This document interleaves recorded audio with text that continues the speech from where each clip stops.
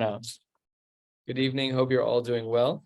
Public service announcement. Our shiur is going to be moving forward 5 minutes starting next, I think Monday. Daf Yomi moving forward will be at 8:45 because there will be an 8:30 Mariv here in this room every night. Please God, every Monday through Thursday. And we're just going to change the time to 8:45. We've almost never run up against the clock over the last couple of years, and I'll just plan to make sure that it doesn't happen. So I think Monday is the start date where we're going to actually move to 8:45. Yeah, we're going to do Sunday too. Everything is going to be 8:45. We're just going to change it because it makes it a little bit more convenient. But Is it just a winter thing, or it's going to be for it's yeah. Couldn't we just move to another one? We could, but a lot of the people who learn Daf Yomi want that 8:30 Mariv. So it was a win-win. And anyways, we really do have an extra 5 minutes to shave off of the slot. And if somebody then wants to only show up for Daf Yomi at 8:45 and daven at the 9:30, then they have 5 less minutes to wait than they've been waiting. So it's a win-win. Or yeah, whatever. Right. That was one of the options too, I guess. Right? I'm just going to start learning Torah now. The Gemara says on the bottom of Chav Testament Beis, Yasiv Rav Avin v'Rav Yitzchak b'Rebbe Kame de Rav Yirmiyah. So two Talmidim, they were sitting in front of Rav Yirmiyah. The Kamenam named Rav Yirmiyah. Rav Yirmiyah was dozing off. And the Gemara says, Yasve v'Ka'amre, the two Talmidim were having the following conversation. The Bar Pada, we had learned about the sheet of Bar Pada the other day, that in a case where a person plants saplings, there's no way, even though they're kadosh, there's no way to be poda that, because since they're still attached to the ground, they're still kadosh. So over there we had said the Omar Peda'an Chosros V'Kochos, that even if one were to try and redeem these saplings, that won't work. It'll always become kadosh yet again. If that's true, says the Gemara, then Tifshot, maybe we can solve another problem, a problem that was the Boi Rav Hoshaya. A problem that Rav Hoshaya gave us. What was the strange case scenario? If ever someone proposes in this way, red flag. What's the case? Hanosein shtei prutos leisha. We know, of course, that the minimum requirement to get married b'kesef is that it has to be a shava pruta, which really isn't that much money, a couple of pennies. So he gives 2 units, let's call it a quarter. He gives 2 quarters to a woman and says, V'amar la be'achas his kachi li hayom. For one of them, today we're going to get married. Harad mekudeshesli with this quarter, kedas Moshe v'Yisrael. Uve'achas, and with the second quarter, what does he do? He says, "He's kachili la'achar she'agarshich." After I divorce you, we're going to automatically be remarried. So again, red flag. Sometimes you see these things in conversations like, when I beat you once we're married, don't worry, we'll be married. No, red flag. So this is also maybe not quite as abusive, but it's definitely a red flag. So Hachanami says the Talmidim in front of Rav Yirmiyah to have a kiddushin. Maybe we should say that it's automatically a kiddushin. So the Gemara is asking a question. On day 1, you've never been married to this person. Can you be mekadesh her today, knowing that there will be a divorce between now and that moment with that same woman? So the Gemara said, Tifshot, maybe we can extrapolate from this case over here. Maybe we can extrapolate from the case of Bar Pada, who says Pedan Chosros V'Kochos, that it's cyclical. Because you're married, you're always going to be considered a kadosh. So the Gemara says, Itar Behu Rav Yirmiyah, 6 lines down on Lamed Amud Aleph. Rav Yirmiyah snapped out of his slumber and said, you guys are just completely off base. Omar Lahu, he said to them, "My komidamisun pida'an hu lepida'u ma'acherim." How can you compare a case where he himself does the pidyon versus when others do the pidyon? What does this mean? Let's see in a moment. The Gemara says, "Hachi Amar Rabbi Yochanan pida'an hu chosros b'kochos." If he himself is going to be doing the pidyon, then it's taka true that it would be cyclical, that the kedusha would be cyclical. That even if you would try to be podeh, the halacha is that it would still be considered kadosh. However, pida'u ma'acherim, if others were to be involved in the pidyon, ein chosros v'ukdoshos, then it would not be cyclical, and then there would actually be a chalos of the pidyon. What's going on here? The Isha, in the case of the woman, it's as if somebody else was poda her. What does that mean? Somebody else was poda her. So the Mefarshim explain, it means that she was able to marry other people in theory. And because she was able to marry other people in theory, it wasn't as if the husband was poder, it was as if acherim were poder, and therefore she's not really comparable to our case. So the Gemara, Rabbi Yirmiyah put the Talmidim in their place. The cases are not the same. And the Gemara says halfway down on Lamed Amud Aleph, it's Marnami. We also have this idea, this distinction of who does the pidyon quoted in other Amoraim. It's Marnami Amar Rav Ami Amar Rav Yochanan Lo Shanu Ela Shepida'an Hu. We're talking about a case, in the case of Bar Pada, where he says that the pidyon is ineffective because the second he's podet, because the saplings are still connected to the ground, so the kedusha kicks in again. So if others had done the pidyon, ein chozras v'kedoshas, because initially with the saplings, I said about the saplings, for these saplings, for me, for as long as they're attached to the ground, they're kadosh. What if you buy them from me? So sometimes when you buy insurance on an item, the insurance can transfer to new owners. That's not true here. The neder that I made on the saplings doesn't apply to you. So if I'm going to try and be podet, my own saplings that are still attached to the ground, I'm still me. The neder is still chal for as long as the trees are attached to the ground, cyclical kedusha. And there's no way to get out of it unless you cut the tree down or sell it. But once I sell it to you, then the Gemara says that the neder is not transferable. The neder is not transferable. It's pashut that a neder should not be transferable. Think I make a neder on myself. I realize that I'm not going to eat a certain food. And then what I can transfer, there's no transferring of Nedarim. That doesn't even make sense. So fundamentally, when the Gemara makes this distinction of when I try to be podeh, it doesn't work. But when you try to be podeh, it does work. That's because Nedarim are not transferable. And that's kind of the subtext of what the Gemara is sharing over here. And the Gemara concludes about because there is no transferability of Nedarim. We're going to be learning a number of Mishnayos today that are similar to one another about a person who makes a neder about one category and therefore is trying to set himself apart from another category. And we'll have to see if there's any bleeding through from those two categories. Here's the first example. 2/3 of the way down, a new Mishnah on Lamed Amud Aleph. The Mishnah reads, Hanoder miyordei hayam, a person who makes a neder, I will not get any benefit from people who work on the water. So says the Gemara, Mutter beyoshvei hayabasha, pasha that he's still allowed to benefit from people who live on the land. Obviously, that's true. But what if his neder was the other way? What if his neder was miyoshvei hayabasha? So then the Gemara says, Aser miyordei hayam. So his neder not only applies to yabasha, which is what he said, but even to those who work on the water. Why? Because even a captain of a ship, sheyordei hayam bichlal yoshvei hayabasha. Even if a person is on a boat for much of the day, for much of the week, or for much of the month, and even the year, lemaisa, they live on land. So when a person says that they make a neder from yabasha, because everybody ends up really living on land, not necessarily every day, but with some consistency, this comes up in the halachos of tashmish amita, of the frequency of tashmish amita. If a person is, remember the professions, we saw this in the Gemara in Ksubis. The Gemara there says, depending on your profession, is the frequency with which one is obligated to be available to one's spouse with the mitzvah of ona. So there, the Gemara distinguishes between responsibilities. You could be on the water for a year at a time. Then your mitzvah of ona will follow that. But it doesn't make you a person who is considered yoshvei hayam, yordei hayam. You actually still are a person of yabasha, even if you're on the water. And then the Gemara ends with a cryptic line. The Mishnah ends with a cryptic line. We'll jump right into it after the Gemara opens. Lo ka'elu sheholchen me'ako leyafo. We are not talking about the people who are traveling from Akko to Yafo, which is a relatively short distance on the map. Ella b'misha darko lefarish, but rather the case that we're talking about in our Mishnah is talking about someone who typically is on the water for much longer stretches of time. Now we don't know the applicability. Just to give a little bit of a foreshadow here, the Gemara says, looking back at the beginning of this Mishnah, there's really two cases. There's Hanoder miyordei hayam, which we're going to call the Resha, and then the second line of the Mishnah was miyoshvei hayabasha, which is the Seifa. So let's learn this Gemara 3 lines from the bottom. Rav Papa v'Rav Acha b'rei de Ravika. These two Amoraim had a machlokes about how to understand this last line of the Mishnah in light of the first 2 cases of our Mishnah. Chad masni Resha v'chad masni Seifa. One of them taught the last line of our Mishnah in regards to the neder of Yordei Hayam, and one taught it on the Seifa, the case of Yoshvei Hayabasha. Mandetani Aresha, according to the Amora, who learned the last line about Akko and Yafo, about the Resha, about a person who was Noder Meyorde Hayam.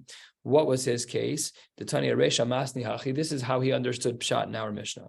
Hanoder Meyorde Hayam, Mutter Beyoshve Yabasha. A person takes a limiting neder on themselves that they are not going to benefit from people who work on the water. So then Mutter Beyoshve Yabasha, they're obviously allowed to benefit from people who live on the land, because their neder was on a different group of people altogether. However, says the Gemara, Habiyorde Hayam Aser, but it would be the case that for the Yorde Hayam it would be limiting. And then that last line of our Mishnah comes to qualify what is considered a person who works on the sea. The loka ilu, we're not talking about people who spend a short amount of time on the water. Daf Lamed Amud Beis. Hahochem me'Akko leYafo. People who only travel from Akko to Yafo using a boat. That trip is a joke. That trip is the ferry from Staten Island. It's 20 minutes. It doesn't make you a sea captain. You got on the boat for 20 minutes. That's not what we're talking about. The Halain, says the Gemara, those people, Yoshvei Abasha, they're categorically Yoshvei Abasha. I go on a boat a few times a year to go fishing. That's it. No one would ever call me a seafarer. That's just not the title you get. So when you travel from Akko to Yafo, that's not what we're talking about. Elamimi Shadark on the Farish. We're only talking about a status of Isser for Yoshvei, for Yordei Hayam, for people who really are full-time seafarers. And that's the distinction of one of the Amoraim. However, on the second line, we'll see the other opinion of the Amoraim of how to understand our Mishnah. Uman demasni aseifa. Those who learn the last line of our Mishnah, speaking about the case of a person who was noder, and his neder was miyoshve hayabasha. Let's say that I were to take a limiting neder that says that I would not benefit from people who are yoshve yabasha. So let's see how he understands it. Uman demasni aseifa masni hachi. 3 lines down. Hanoder miyoshve yabasha aser biyorde hayam. And then the Gemara says, how do we define Yordei Hayam? I don't only mean to say that people who are Yordei Hayam are the people who even only take the ferry. They even only, that's how they get to work, to go from Afo to Yako. They just took a boat. It was faster than taking public transportation. So that's what they did. Says the Gemara, not only are they considered seafarers, that's obvious. Says the Gemara, both of them are not seafarers. Both of them are not seafarers. In other words, everyone comes back home from the boat. Because everyone comes back home from the boat, therefore they are considered like Yabasha people. And if you make a neder, then everyone is going to be included in that neder. You can benefit from no one, not people on land and not people at sea. It doesn't matter because everybody ends up coming home. So isn't this a violation of what we've been saying, that you can't make like a neder shtos like this? Neder havoy. Why is this a neder havoy? Because how do you live? Independently. I'm just not going to benefit from people. But no matter what, if somebody else has done something for the land. And tomorrow's on Shabbos's blot, we're going to get into this a little bit, that it's very hard to avoid working with other people. It's true. But nevertheless, this is binding.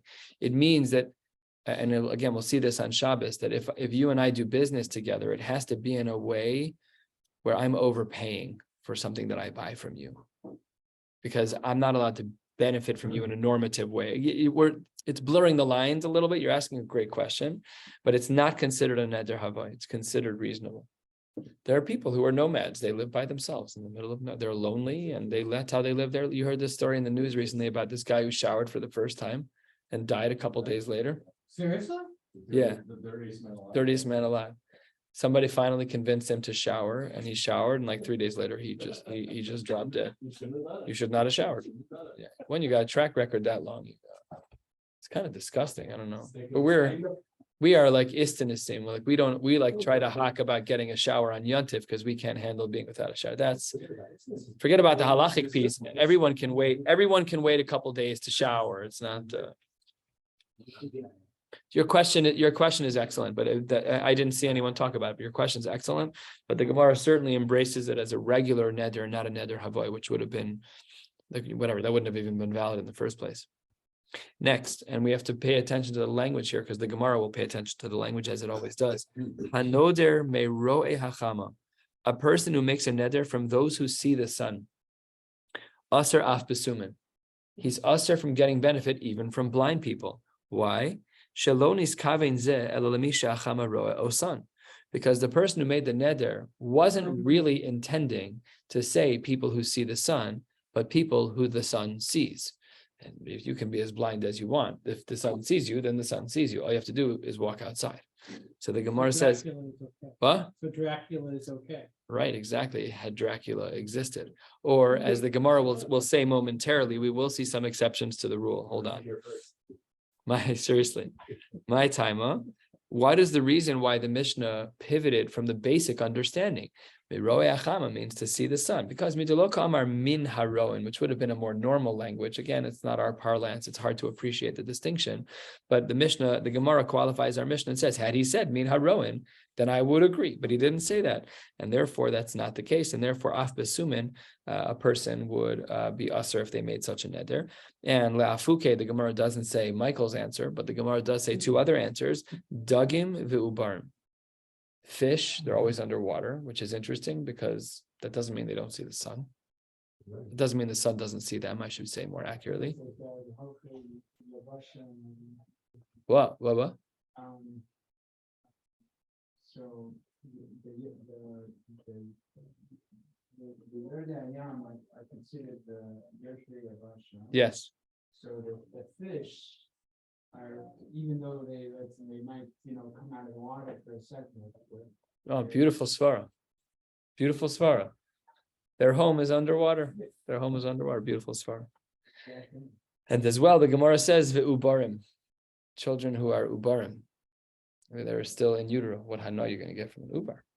Okay, but that's what the Gemara says. That anyone who never goes. Why? Oh, you're saying because the nether wasn't chal. The nether wasn't chal on them at that moment. So you're saying that it's like an EKG. It takes one little moment in time, flash in the pan. So when he makes a nether on January 1st, the baby's in utero. Right. Every subsequent birth he can benefit from. That has to be the case. I'm sure somebody says that. Otherwise, I don't know. No, it could be that it's an eved and you can sell it. Like there could be other ukimtas, but you're definitely correct. All right. Then the Gemara says, Hanoder mishchore harosh, a person who makes a neder from people with dark hair, aser bekarochin uba'alei sevos. They're also going to be aser not only from those who have that hair, but from bald people, uba'alei sevos, and from older people. Umutter, but this neder never applies benashim uvektanim. Why? Women can sometimes have dark hair. We'll see in the Gemara why. Ketanim sometimes have dark hair. She'ein nikroin shchore harosh ela anoshim. Why? It's so weird. Plenty of people have dark hair. So the Gemara says, my taima. What is the reason here why we are including karochin and ba'alei sevos? Says the Gemara, midulo kamar mi ba'alei seyar. But instead he said mishchore harosh, and therefore because he used a strange backhanded language, so therefore it's a bit of a broader intent. Why does the what? Women never become bald? Says the Gemara, umutter benashim ubiktanim. Why is it that by women and children she'eni krain shchore rosh ela anashim that only men get this title? Says the Gemara, my taima. When it comes to anashim, zimnin demichsu reishahu, v'zimnin demiklu reishahu. Sometimes men uncover their hair, and sometimes men cover their hair. We're not talking about a kippah. If you remember from Maseches Moed Katan, we learned about atifas harosh, which was common during Avelus and other times. It was in other countries. It was normal for Rabbanim Chashuvim to wear these types of head wraps, but they weren't mechuyev. It's not like their hair was erva like a woman, so they were able to take it off at times. So therefore, you wouldn't describe a man by the hair covering, you describe him by the color of his hair. Aval nashim, did I skip? Nope. Aval nashim la'olam michsu, women always cover their hair. Uktanim la'olam miglu. And children never cover their hair. Again, we're not talking about a kippah, we're talking about the atifas harosh. So says the Gemara, and this is a black on white, crystal clear Gemara about kisui rosh. The Gemara says that all women had their hair covered. You would never refer to a woman by her hair color. It just wasn't a thing. So if you make a neder referring to a hair color, you can't be talking about a woman. So some of the Sephardim like to say the haraya that you shouldn't wear a sheitel, because otherwise I know what color your hair is, because whatever your hair is on the outside, your hair is on the inside. So what? Lav dafka, yeah. There's always people who break the rule, absolutely. And at some point, your hair underneath is gray while your sheitel is perfectly brown. What? Is there a differentiation? Because it just says women, it doesn't say whether they're married or not. Very good, very good. It doesn't make such a distinction other than to say that ketanim are children. That's probably inclusive of boys and girls.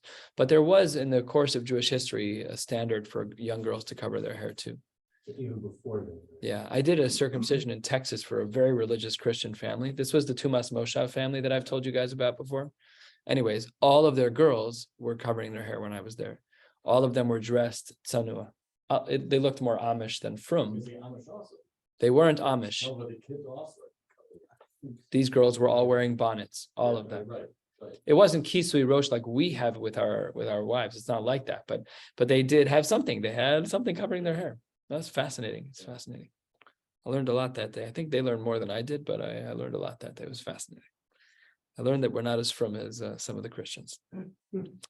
So that's what the Gemara says, and that's why if a person makes a neder about a hair color, by definition, it can't be about a child, and it can't be about an isha.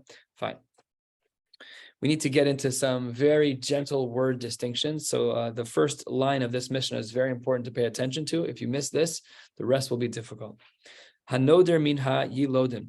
A person who makes a neder from those who were already born, mutter bin noladim, then he will then be able to have hana from those who have yet to be born and who will be born in the future. So you're making a neder on those who are alive. You are allowed to benefit from those who are not yet alive, who will be alive. What about min noladim? Then aser min hayilodim. If you say I'm gonna make a neder about anyone who will be born, so the Gemara says then you're aser min hayilodim. That's true. Then you're aser to everybody. And then you can't. That goes back to Texas' question: is that considered a neder havai? Which it's not, but that's still the right question. Rav Meir argues. Rav Meir matir af biyilodim. Rav Meir says af biyilodim, that it would be mutter. A very difficult line of Rav Meir. It sounds simple, but the Gemara is going to question it when we open up the Gemara in a minute. It's not correct. The intent of this person who said min hanoladin was only to say for those who are darko lihivaled, animals who normally give birth in a mammalian kind of way. Not no eggs. We're talking about a birth proper. We'll discuss this in the Gemara. Says the Gemara, the Rav Meir, his shita is very confusing because it seems like everything is mutter according to Rav Meir. Look back 2 lines higher, halfway down the page. Rav Meir matir af biyilodin. If he says that it's mutter af biyilodin, it implies that even by noladin, that no matter what, it seems to be that it's going to be mutter and the neder is nachal. V'lo miboya noladin. It seems that we don't even need to state noladin because it said af ilodin. Miman Aser. So what then would be the level of Isser for Rav Meir? And the Gemara responds 3/4 of the way down. Chasuri mechzera v'hachik tani. Really, our Mishnah is missing something, and it makes it hard to understand Rav Meir. So we're going to fill in the gaps, and here's the appropriate way to read the Gemara. Hanoder minha yilodin, a person who makes a neder against those who have already been born, mutter bin oladim. They are allowed to benefit from those who will be nolad in the future. If a person makes a neder minha noladin, he makes a neder from those who will be born, so then aser bi'ilodin. In this latter case of minha noladin, where he says aser bi'ilodin, there Rav Meir Omer af hanoder minha noladin, even in a case where a person is noder from noladin, from people who are going to be born in the future, mutter bi'yoldin, he's able to benefit from those who are already alive. Ki hechi de noder minha yilodin mutter b'noladin. Just like if a person is noder from Yilodin, from those who are already alive, he's also mutter to be benoladin. He doesn't mix the terms. They're very clear. Each one is their own category. If you say X, then not Y. If you say Y, then not X. Very clear. Amar le Rav Papa, the words that we've chosen to use in our Mishnah are really subject to question. Amar le Rav Papa le Abaye, le Memra, what seems to be from our Gemara, and what seems to be from Abaye's understanding of the Gemara, is that denoladin, the word noladin, which we've been translating as will be born, demisyaldan mashma, that means that they will be born in the future. But that's a problem. Elameata, the pasuk reads, Shnei banecha hanoladim lach be'eretz Mitzrayim. Your two sons who were born to you already. This is talking about Ephraim and Menashe. They were already born. So how can our Mishnah take the word noladim and use it as children who will be born, when the Torah uses the word noladim as those who were born already? Your terminologies are not authentic. Something's wrong.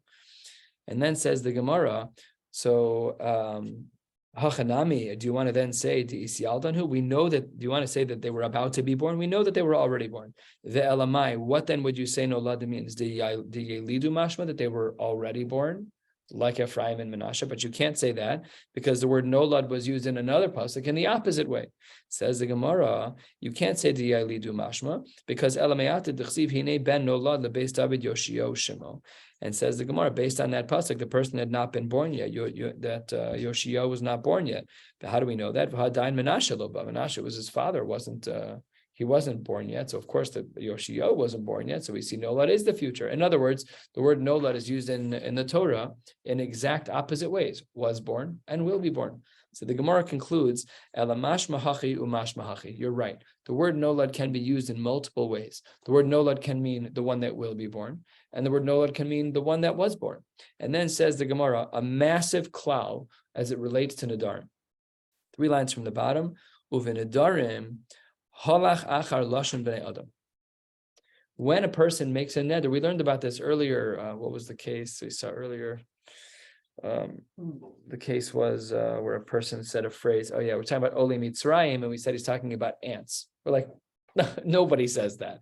That's not Lashon Bnei Adam. You're a weirdo. You made your own associations in your head. Ooh, look at all of these Jews coming out of Egypt. No, they're ants. They're ants. So the Gemara says that when we make Nedarim, the language that's Lashon Bnei Adam is the implication that we go with.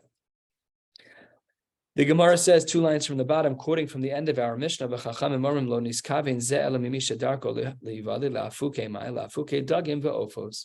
Dagim, fish are not born like regular animals are born by, like we would think.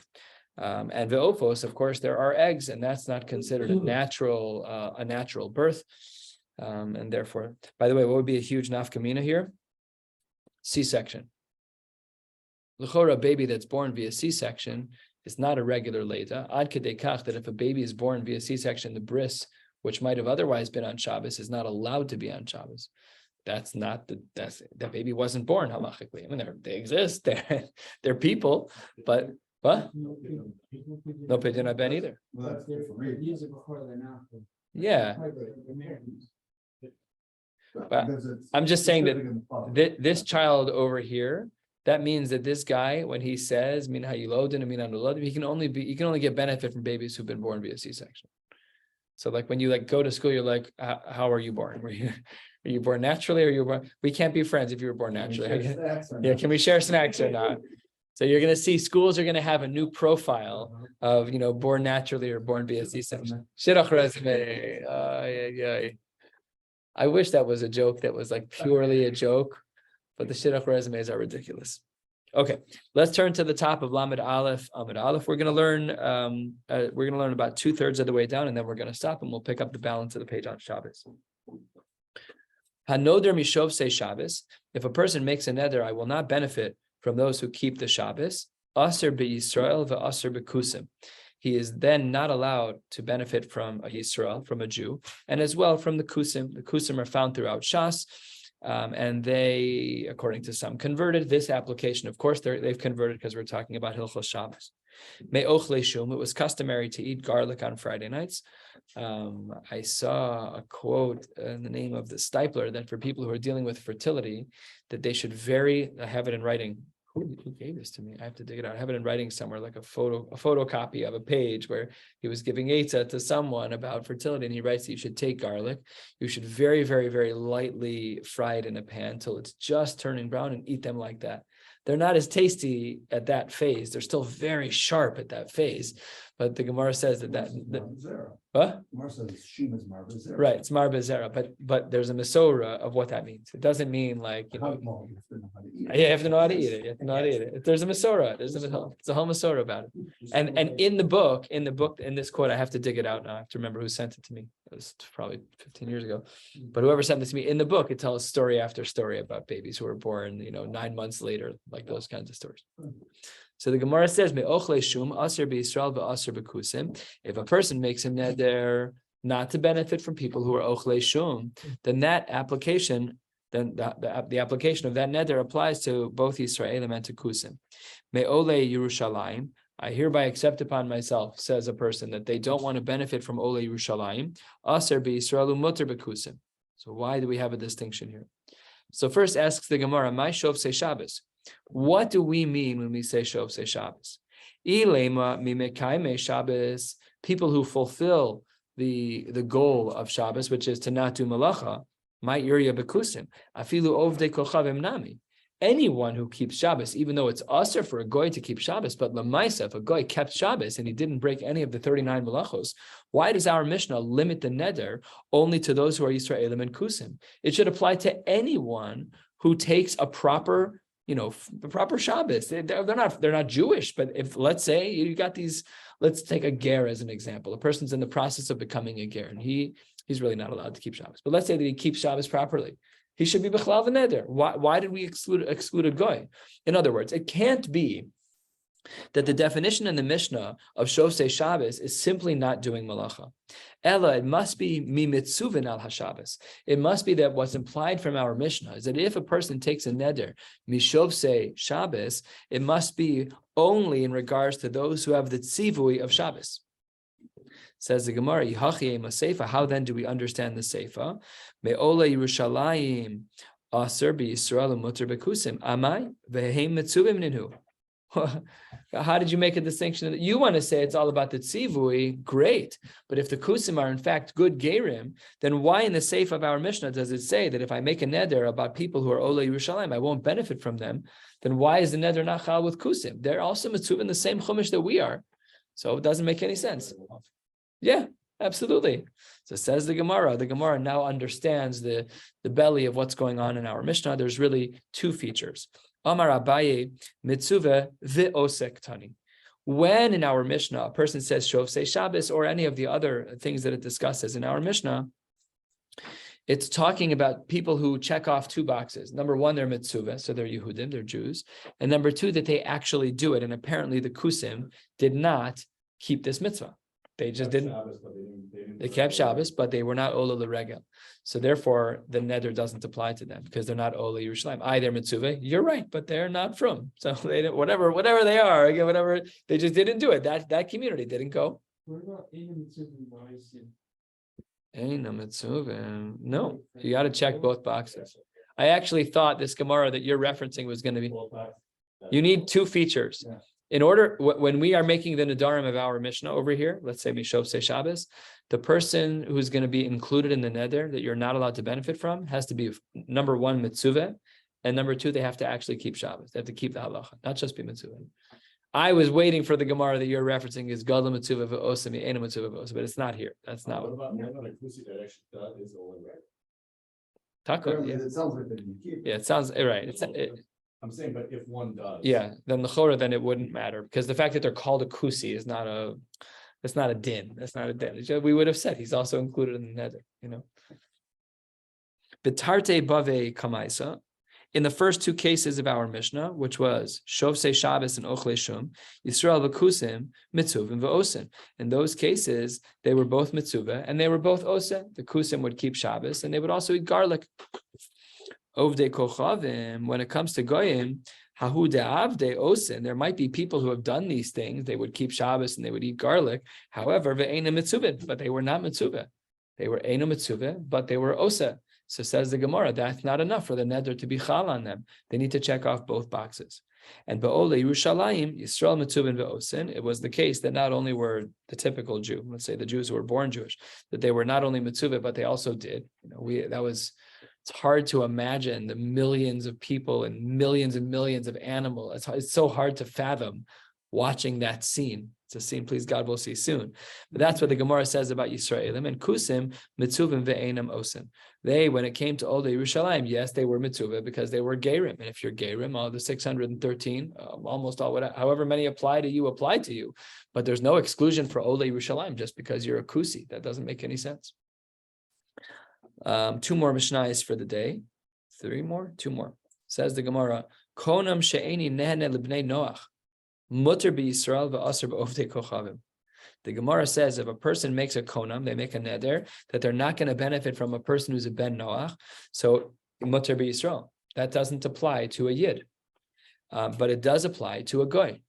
I got a phone call right here on Devon and Troy, right by the Chicago Center. Hi, my name is so-and-so. I'm a Noahide. I'd like you to do my son's circumcision. And when I went there was a Chabad Rav who was officiating over the circumcision. So I got into this conversation with the Chabad Rav. It's somebody that we all know, a respected person. I said, I don't understand what you're doing here. I know why I'm here. And I was the one who told him that the baby's a goy and I'm not making any brachos and no talis and no kiddush cup. I understand why I'm here. Why are you here? He said the Lubavitcher Rebbe held that there was a mitzvah of kiruv for people to keep the Sheva mitzvos b'nei Noach, because they're still mitzvos, they still have a neshama, and our job is to bring the banim lamakom. So you have Yidden who have 613 responsibilities on their neshama, and you have Goyim who have 7. So he said he was talking at the bris. They had a chabrusa once a week. They learned Torah. That's not one of them. Not only is it not one of the Sheva mitzvos b'nei Noach, but a goy shalom Torah is also chayav misa. I don't know how that works. But the ones that are including the 7, I think you're actually talking a lot to southern land in Israel, whereas to a goy, I think. I don't know. It's unnecessary to sell land in Israel to avoid it. Here, I think you're actually allowed to. That's a raya brura. And by the way, it's mistaber to say that there's some degree of a mitzvah of kiruv for a ben Noach. I understand that. There are mitzvahs in the Torah. They're mitzvahs. I got it. That makes sense. But I was a little shocked, and I asked him a little bit idealistically and a little bit chutzpahdik. I'm like, but shouldn't our priority be on the Yidden? I'm like, So much time in the day. yeah, there's only so much time in the day. And if you have a chavrusa once a week, I have hundreds of people that you could learn with. They have 613, just count the numbers. Forget about chashivus, just count the numbers. There's more mitzvahs that we need to keep than a guy needs to keep. So this is what the Gemara says, is that we are no longer b'nei Noach. Asks the Gemara, V'Yisrael, mi nafik michlal b'nei Noach? L'maisa, just talk genealogy. Okay, the world was destroyed. Noach was it. And we're still here. By definition, we're B'nai Noach. So mehechatesi, that we're not B'nai Noach. And the Gemara says a beautiful hashkafic historical answer. And we know that it's accurate halachically because the neder on a ben Noach is not chal on a yid. Why? Kevan de iktash Avraham is karu al shemei. Once we were sanctified, really, once Avraham made the chiluk between polytheism and monotheism, once he recognized the Kadosh Baruch Hu, it changed the mehus of the Yidden. We're no longer B'nai Noach. Our neshama has changed. It's no longer about 7 mitzvos. Now it's 613. We're not B'nai Noach. We're B'nai Avraham. Say we're in the sense of, you could say here also is not, there's no, halachically, there's no right. Well, Here, yeah. It's like there's no Yerusha from their parents. Nothing. They can marry their siblings if the siblings are also. There's nothing. There's nothing there. Total zero. And everything changed. But it's a chiddush on the genealogy side. Because Pashut, we're all B'nai Noach, and right, when you look at the line, there's no other way around it. I mean, that's just how the world. DNA line, What? A DNA, yes, but on a. We're not called. Correct. No. Which Correct. sort of goes back to the previous line. It's beautiful. It's a beautiful line. Yeah. We're done. We're no longer B'nai Noach. Yeah. Because the name. But then how do you deal with the fact that, I think it's in, I don't know, Yefesko, Yeshaya, the Kadosh Baruch Hu keeps calling him Ben Adam. Yeah. So that goes even further. That's for coin. Hold on one second. Does Ben Adam mean I don't know. Adam? Or does it mean you have to be an Adam? Rav Wolbe has a whole beautiful piece on what it means to be a Ben Adam, just to be a person, not lofty. I mean, it's lofty, but like the way that we you're a person. Not everybody's a person according to his parameters. A lot of us are closer to behemoths. That's what the Gemara, the Maharal writes about this. That with the word behema, the Maharal writes ba ma. What you see is what you get. But with an Adam, the gematria of Adam is ma. Question mark. What will be? That's up to the Adam. That's going to be animals. Your corned beef. whatever, you're done. You're a korban, whatever. It's just very short. So I told this to Rabbi Robinson. It fit into one of the drashas that he gave recently. So I shared this ma'aral with him. It's beautiful. I haven't seen it in many years in writing, but that's okay. That's what the Gemara says here. Last little Mishnah for the night. The Gemara says, "She'eni nehene lizera Avraham, aser b'Yisrael l'muter b'ovdei kochavim." That if a person says, "I don't want to benefit from any of the progeny of Abraham," love you, Mark, says the Gemara, that therefore you're restricted from all Yisraelim, and you are therefore not forbidden from benefiting from an akum. Yishmael. What about Yishmael? They're also bnei Abraham. In the poskim, the Pischei Tshuva asks this: when you do a bris on a ben Yishmael, should you make a bracha? So his shaila that's asked in poskim because they're base Abraham. So we don't paskin that way. We do paskin, strangely, that by Keturah, Taka, we would make a bracha if we knew that they were bnei Keturah, but nobody's tracked lineage like that. And anyone who says they're bnei Keturah is lying. I have no doubt about it. But if we knew, then we Taka would make a bracha because now it's Salik brachos lahakil. But had we known, we would have made a bracha. But this is a great shaila. If you tell me that I'm going to make myself a limitation from Zera Avraham, why are you only saying Jews are part of the neder? Yishmaelim should also be part of the neder. So says the Gemara, no. The pasuk says that the people of Avraham, the children of Avraham, will be called through the child of Yitzchak. Esav. What about Esav? And then the Gemara says, Yitzchak, velo kol Yitzchak. It's true about Yitzchak, but not all of the generations of Yitzchak, of Yaakov and Esav, only with some of them, and that, of course, is going to be through Yaakov. We'll stop right here and pick up with this Mishnah on Shabbos. I think Daf is 307. Looking forward to that. Wishing you all a beautiful night. So how's your shiur?